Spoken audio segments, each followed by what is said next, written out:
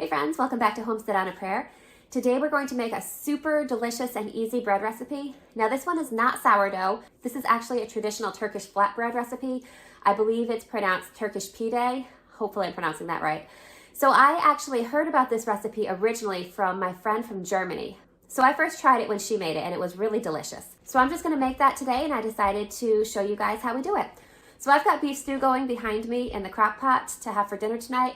My son has soccer practice. We're going to be getting back kind of late for dinner when it's going to be kind of dark and cold, and I'm not going to feel like cooking when we get back. So I've got that going, and we need some kind of bread to go with it. This bread is probably not a natural pairing with a beef stew, but it's really good, it's really quick, and it's delicious. So we're going to go ahead and make it anyway today. So I'm going to deviate from the recipe instructions a little bit by using a stand mixer. I just find it so much easier rather than kneading for 15 minutes by hand like the recipe calls for. We're going to knead for just a couple minutes in the stand mixer. Go ahead and link the website that I got this recipe from in the video description, so you can go ahead and if you decide you want to make this bread, you don't have to write everything down that I'm doing. You can just go on over to that website and print out the recipe and make it yourself. But I'm just going to make it a little bit easier on myself, and it might not be authentic, but we're going to use our stand mixer today. So you can see that I have my stand mixer here fitted with a paddle attachment. So we're going to go ahead and add all of our dry ingredients to the bowl of the stand mixer first, get them mixed up, and then we'll add our water. So the first thing that we're going to need is 3 1/3 cups of flour. I'm just going to use regular white all-purpose flour. You can go ahead and mix that up if you'd like to try a different kind. So to our flour, we're next going to add about a teaspoon of yeast.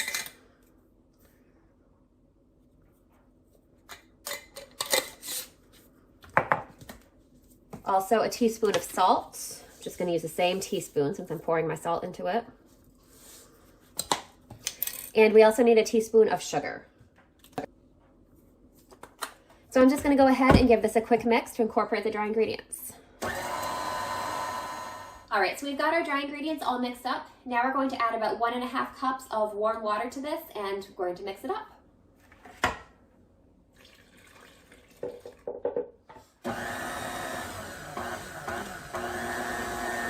Now that we've got all our ingredients mixed, we're going to take off this paddle attachment here and we're going to switch to our little dough hook.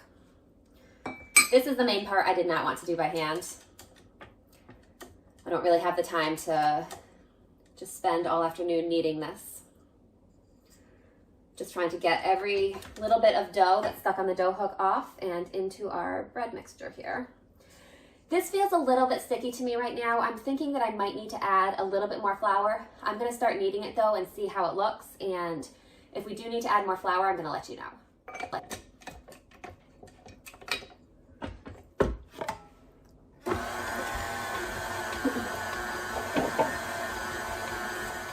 All right, so I've let my stand mixer knead this for a couple minutes. I did end up adding probably about 3 tablespoons of flour because it did seem like the dough was a little too sticky. It is still a little bit of a sticky dough, but we're just gonna let it be. So now what we want to do is pull the dough out. We're gonna coat it with oil or coat the bowl with oil. Then we're going to just leave it alone and let it rise for about 1.5 hours. And it should basically about double in size in that amount of time. All right, so let's just go ahead and pull this dough off the hook. As I said, it is going to be a little bit sticky.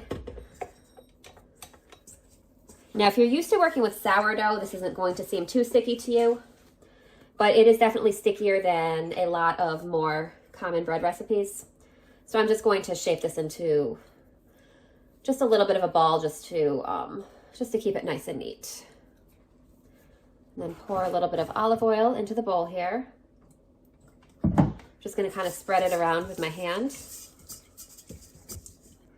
Then we're just going to drop our dough into the oil here, coat it, and then turn it so that it coats on all sides.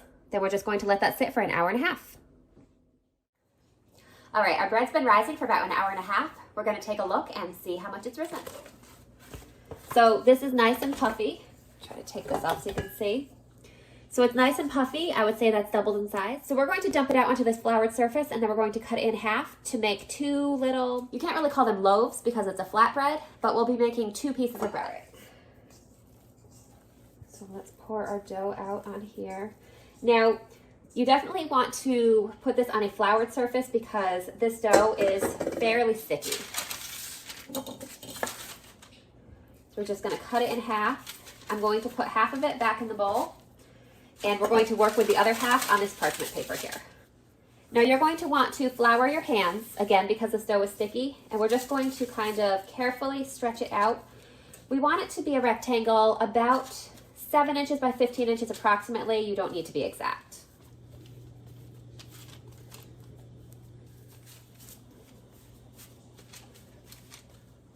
All right, so we've got it stretched out. It doesn't need to be exact. This is really a recipe that lends itself well to kind of a rustic look.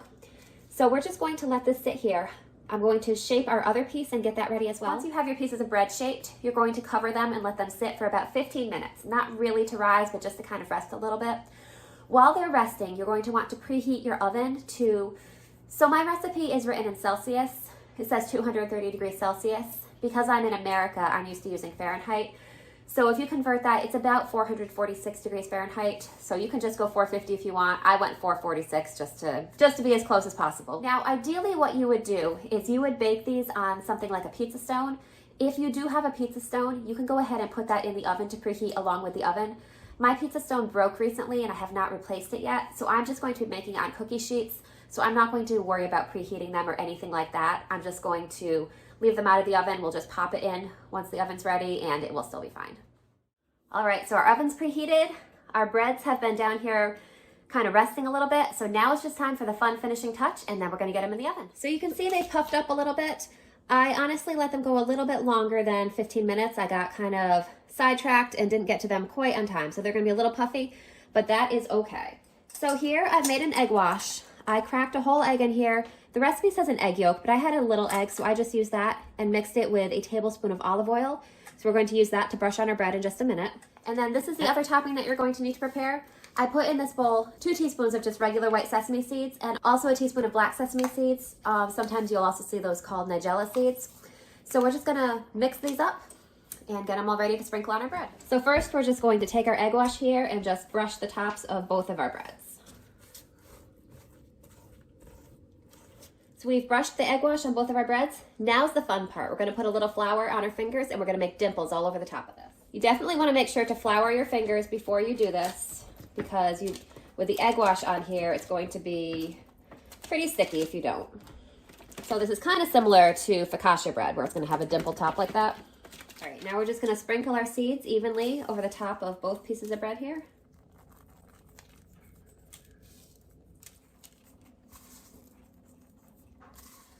All right, so now that we've got our bread egg washed and all sprinkled with seeds, it's time to get it in the oven. So we're going to bake it for about 8 to 10 minutes or until golden. So I'm going to start my timer at about 7 minutes and check on it. It probably will need a little bit longer than that, but it's always better to check on it a little bit early just to be safe. So let's get these in the oven. I'll meet you back here when they're done.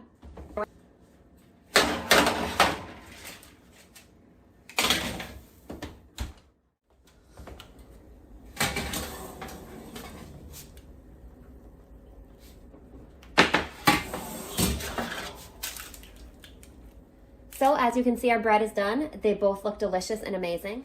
So they ended up taking about 10 minutes to cook. I probably could have pulled them out a minute earlier, but I wanted that kind of deeper golden brown color that they have now.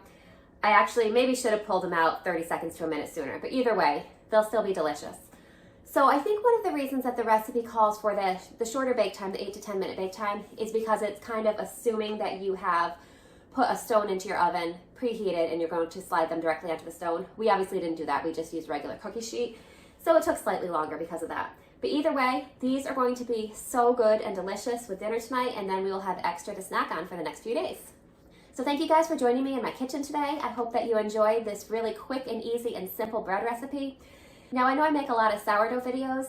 This one is obviously not sourdough. I wanted something that was going to be really quick so it would be ready for dinner tonight. I may play around in the future with kind of making a sourdough version of this recipe, but for right now, I'm really happy with the recipe how it is, and if you're looking for something quick, this is the way to go. So I hope that you guys enjoyed seeing this recipe, and I hope that you give it a try because it's so easy and it's so good, it's definitely worth it. All right, guys, I hope you're having a great day, and I'll talk to you later. See you next time. Bye.